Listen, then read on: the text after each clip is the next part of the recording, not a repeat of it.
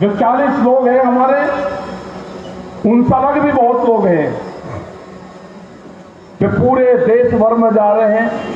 पूरे देश की जनता आपके साथ में है।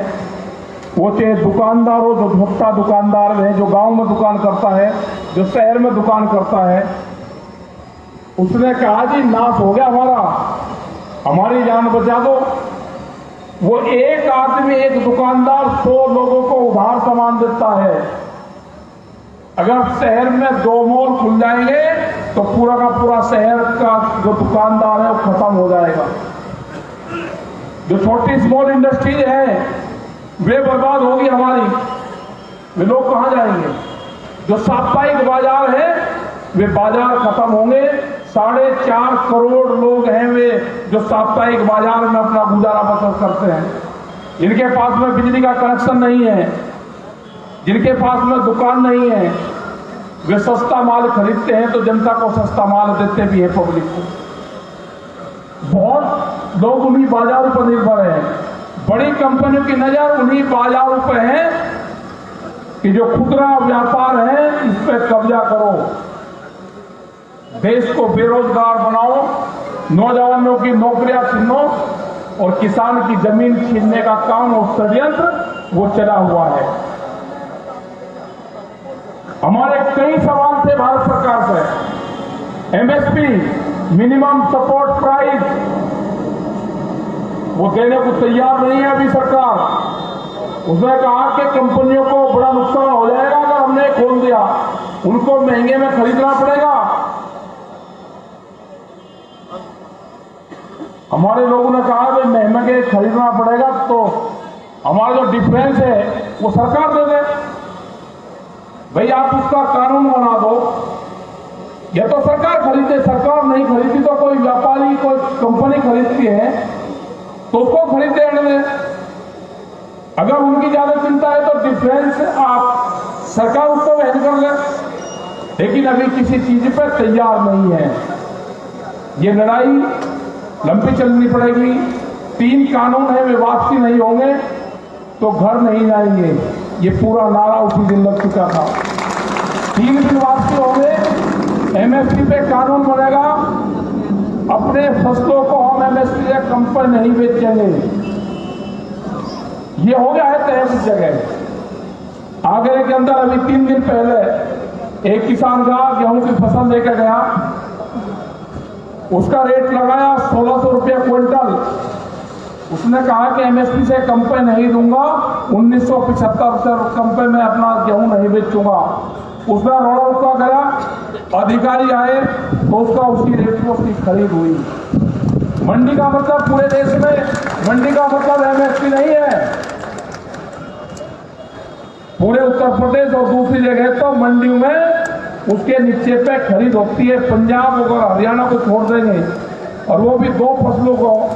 उस सड़क तो अगर मक्का की फसल है, बाजरे की है, तो सस्ते में बिक रही।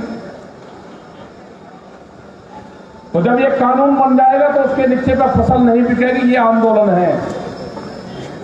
3 बिल वापसी होंगे, ये आंदोलन है। बिजली अमेंडमेंट बिल 2020, उस पर सरकार ने कहा कि हम इसको ले लेंगे वापसी, लेकिन कोई कागज पत्तर उसका भी नहीं है। इनमें समझौता नहीं होता तो समझौता उसमें भी नहीं होता। अगर किसी के पास में 2 पशु होंगे तो कॉमर्शियल कनेक्शन उसको लेना पड़ेगा अपने घर से ही। बीज कानून आ रहे हैं, इसके अलग भी बहुत कानून आ रहे हैं। बीज विधेयक जो बिल है वो आ रहा है। बीज पुलिस बनेगी, वो देखेंगे खेत में क्या बुरा। अगर कोई किसी कंपनी का बीज आपके खेत में निकल गया तो मुकदमे दर्ज होंगे। पंजाब में ये हुए भी हैं। आलू की किसी ने वैरायटी लगा दी गुजरात में, उसके ऊपर मुकदमे दर्ज हुए। 10 साल पुराना ट्रैक्टर अब आप नहीं चला सकते। ये देश में कानून आ गया है, एनजीटी का कानून है ये, कि 10 साल पुराना पंपिंग सेट, गाड़ी और ट्रैक्टर अब आप नहीं चला सकते। आप इल्लीगल रूप से उसको चला रहे हैं, आप उसको बेच नहीं सकते। उससे कोई एक्सीडेंट कोई हो जाए तो उसका इंश्योरेंस नहीं है। तो कितने लोग होंगे कि 10 साल में ट्रैक्टर बदल देंगे? तो सारे कानून आ रहे हैं। ये खेती को छीनने के कानून है, आपकी जमीनों से उनकी नजरें हैं। ये आपको भाव ना दो, इस तरह के कानून लगाते कि किसान अपनी खेती बाड़ी छोड़कर ये कंपनी को दे दे। वो कौन सा फार्मूला है कि हम अपने खेत में खुद काम करते हैं, मजदूरी करते हैं, हमको नुकसान है। बड़ी बड़ी कंपनी आएगी, उनके बड़े बड़े अधिकारी आएंगे, वे कर्मचारी वे खेती में काम करेंगे, उनको फायदा होगा। हमने सरकार को कहा है कि उन मास्टरों से हमको भी मिलवाओ, जो खेती के जो मास्टर हैं, जो गणित के टीचर हैं, उनसे हमको भी मिलवा दो कि कैसे लाभ होगा। बहुत लोग कहते हैं जी कानून से लाभ बहुत होगा। भाई कौन आदमी है वे, हमको भी मिलवा दो, जो टेक्नोलॉजी है हम उसकी जानकारी कर लेंगे। अभी लड़ाई लंबी होगी, सवाल बहुत है। सरकार मिल नहीं रही, सरकार पिछले 1.5 महीने से गायब है। सरकार दिल्ली छोड़कर कहीं भागी, और ये पता चला कि जब गादड़ के दिन आते हैं ना, वो खेत छोड़ के गांव की तरफ को जाता है। सरकार भी दिल्ली छोड़ के गांव की तरफ को जा रही, गांव वाले लाठी लेकर बैठे, न सरकार दिल्ली में है न सरकार गांव में है।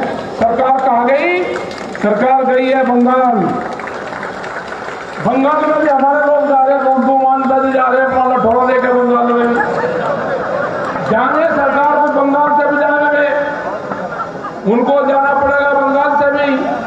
पूरे देश में जाएंगे, 40 के 40 लोग जाएंगे, इनके साथ में हिंदुस्तान भर के और लोग जाएंगे, अपनी बात बताएंगे कि फसलों के रेट नहीं मिल रहे, स्वामीनाथन वाली कमेटी की रिपोर्ट लागू नहीं हुई, देश को लूटने आगे, देश में लुटेरे आगे हैं, इन लुटेरों को भगाना पड़ेगा। और भगाने का जो तरीका है वो सब आप लोग जानते हैं कि जब लुटेरा घर में आता है, जब चोरी करने आता है, तो पाठ पढ़ने से नहीं हो जाएगा, वो लठोरी से जाएगा, लठोरी से उससे जाएगा वो। तो बड़ी बड़ी कंपनियां आपकी जमीनों पर नजरें गड़ाई बैठी है। आपको सतर्क रहना है। इस तरह का जो आंदोलन है, ये पहली बार इतना बड़ा आंदोलन देश में चला है, और 100 दिन इस आंदोलन को हो गए, 100 दिन। बहुत हिम्मत की बात है आप सब लोगों की। गेहूं कटाई का टाइम आएगा, उस टाइम पे कमेटी अपने गांव में बना लेना कि जो किसान यहां पर रहेगा उसके खेत का नुकसान ना हो। ये कमेटी आपको बनानी पड़ेगी। सरकार तलाश में है कि किसान गेहूं काटते अपने खेत में जरूर जाएगा। आपकी सबकी जिम्मेदारी बनती है कि जो लोग यहां पे हैं उनके खेत की कटाई होती रहे, आंदोलन भी चलता रहे, और ये देश में मीटिंग भी चलती रहे। फैसला एक दिन वो होगा कि फैसला आपके पक्ष में आएगा, किसान की जीत होगी, और सम्मान के साथ में किसान अपने घरों को वापस आएगा। सरकारों को भी कहा है कि आपने जो गलती और जो पाप करा है, आपने जो सरदार कौम के साथ में जो गद्दारी करी है, आपको माफीनामा है कि आपको अमृतसर के गुरुद्वारों में, गुरु घर में आपको जाना होगा, माथा टेकना पड़ेगा आपको।